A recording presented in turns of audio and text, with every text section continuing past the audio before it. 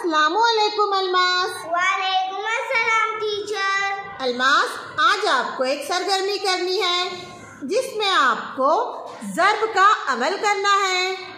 आप अगर ज़र्ब का अमल सिलसिलेवार करते गए तो आखिर में आपको मिलेंगी एक चॉकलेट।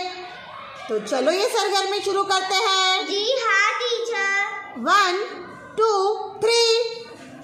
2 दिया 6, 3 चौक 12, 4 साते 28, 5 5 25, 6 6 36, 4 चौक 16, 16 5 80, 7 चौक 27, 8 8 64, 9 7 63, 11 5 55, 12 6 72।